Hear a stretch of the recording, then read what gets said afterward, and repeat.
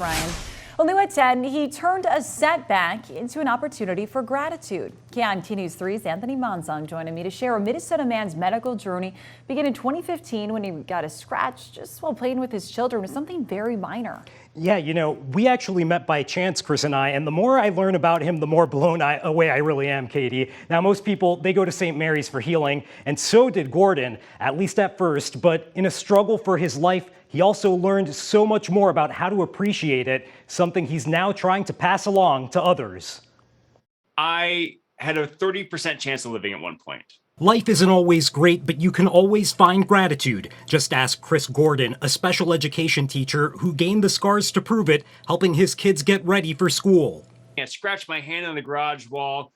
I placed him in the car seat and I kissed them all goodbye. 3 days later, I wake up with a bump on my right elbow. A bump that grew and grew and grew until I basically looked like the Incredible Hulk in mid-transformation. Gordon was rushed to St. Mary's, where he was diagnosed with a flesh-eating bacterial infection and sent straight into surgery.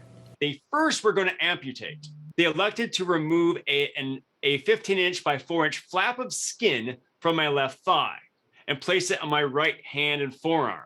And also I had to have skin grafts taken and put on my infected areas. For those of you who know who Deadpool is, I look like a discount version of him. Staring down a nearly $1 million medical bill, things got dark post-surgery, but after catching up with his wife, everything changed. Becky tells me how our community, not only our physical community, but the online community has stepped up. They were donating clothes and toys and food. I first started thinking about all the great things in my life, not just the big things, but the small things. Have you had the hospital pizza at St. Mary's, Anthony?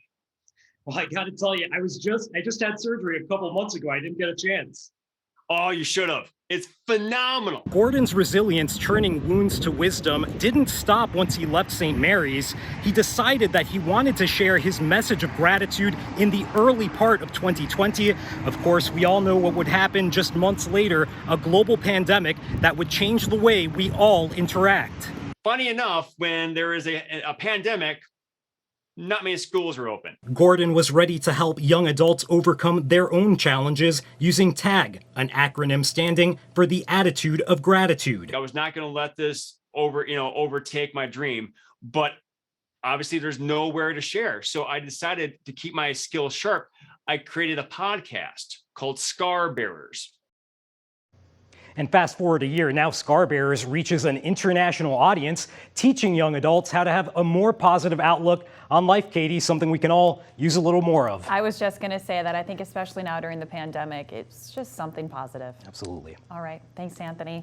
You can learn so much more about Chris and his message of TAG by finding this story on KIMT.com.